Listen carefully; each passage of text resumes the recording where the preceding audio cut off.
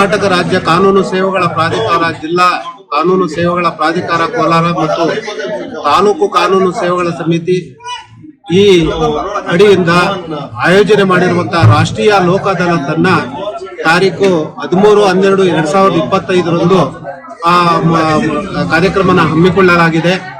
ಈ ವಿಚಾರದಲ್ಲಿ ಈಗಾಗಲೇ ರಾಷ್ಟ್ರೀಯ ಲೋಕ ಅದಾಲತ್ನಲ್ಲಿ ಸುಮಾರು ಕಾರ್ಯಕ್ರಮಗಳನ್ನ ನಡೆಸಿದ್ದು, ಮತ್ತೆ ಆ ಒಂದು ಲೋಕ ಅದಾಲತ್ನಲ್ಲಿ ಎಲ್ಲಾ ಕಕ್ಷಿದಾರರು ಕೂಡ ಈಗಾಗಲೇ ಕೆಲವೊಂದು ಪ್ರಕರಣಗಳಲ್ಲಿ ಅವರು ರಾಜಿ ಮೂಲಕ ಕೇಸುಗಳನ್ನ ಇತ್ಯರ್ಥ ಮಾಡಿಕೊಂಡು ಬಹಳ ಸೌಹಾರ್ದತೆಯಿಂದ ಅವರು ಜೀವನ ನಡೆಸ್ತಾ ಇರ್ತಾರೆ.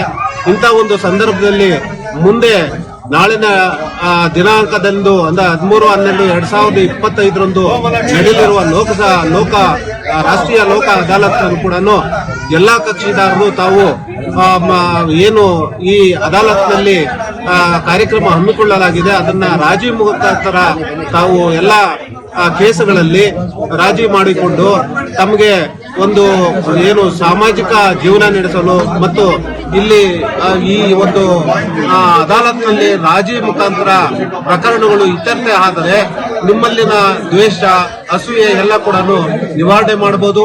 ಮತ್ತೆ ಅದೇ ರೀತಿಯಲ್ಲಿ ನೀವು ಲಾಯರ್ ಆಫೀಸ್ಗಾಗ್ಲಿ ಅಥವಾ ಕೋರ್ಟ್ಗಾಗ್ಲಿ ತಿರುಗಾಡುವಂತ ಒಂದು ತೊಂದರೆಯನ್ನ ನೀವು ನಿವಾರಣೆ ಮಾಡಿಕೊಂಡು ನೀವು ಬಹಳ ಸಂತೋಷದಿಂದ ಜೀವನ ಮಾಡಬಹುದು ಅಂತ ಈ ಮೂಲಕ ನಾನು ಮನವಿ ಮಾಡ್ಕೊಳ್ತಾ ಇದ್ದೀನಿ.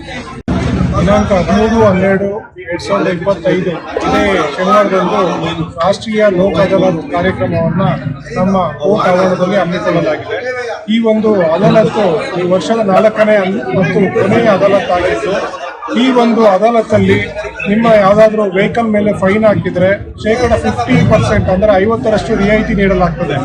ನೀವು ಈ ಕೋರ್ಟಲ್ಲಿ ಒಂದು ರಾಜಿ ಮಾಡಿಕೊಂಡು ಕೋರ್ಟ್ ಮೂಲಕವೇ ನೀವು ಒಂದು ಚಲನ್ನ ಅಮೌಂಟ್ ತುಂಬಿದರೆ ₹100 ಇದ್ರೆ ಶೇಕಡ 50 ಅಂದರೆ ₹50 ಅಷ್ಟನ್ನೇ ನೀವು ಪೇ ಮಾಡಬೇಕಾಗ್ತದೆ. ನಂತರ ವಿಭಾಗಕ್ಕಾಗಿರುವಂತಹ ಕೇಸುಗಳು, ನಂತರ ಚೆಕ್ ಕೇಸುಗಳು, ಅದೇ ರೀತಿ MEC ಅಂದರೆ ಆಕ್ಸಿಡೆಂಟ್ ಕೇಸುಗಳು ಮತ್ತು ಬೇರೆ ಪೆಟ್ಟಿ ಕೇಸುಗಳು ಈ ಒಂದು ಅದಾಲತ್ತಲ್ಲಿ ನೀವು ರಾಜಿ ಮಾಡಿಕೊಳ್ಬಹುದಾಗಿದೆ.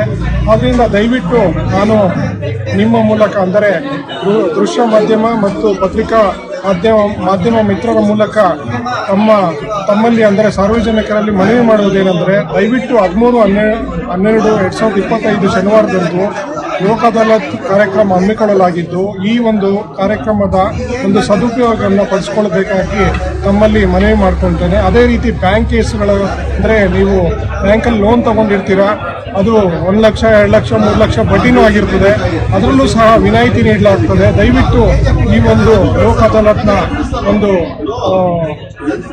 ಕಾರ್ಯಕ್ರಮವನ್ನು ಸದುಪಯೋಗವನ್ನು ದಯವಿಟ್ಟು ಎಲ್ಲ ಸಾರ್ವಜನಿಕರು ಸದುಪಯೋಗ ಪಡಿಸಿಕೊಳ್ಳಿ ಅಂತ ಈ ಮೂಲಕ ನಮ್ಮಲ್ಲಿ ಕೇಳ್ಕೊಂತೀನಿ.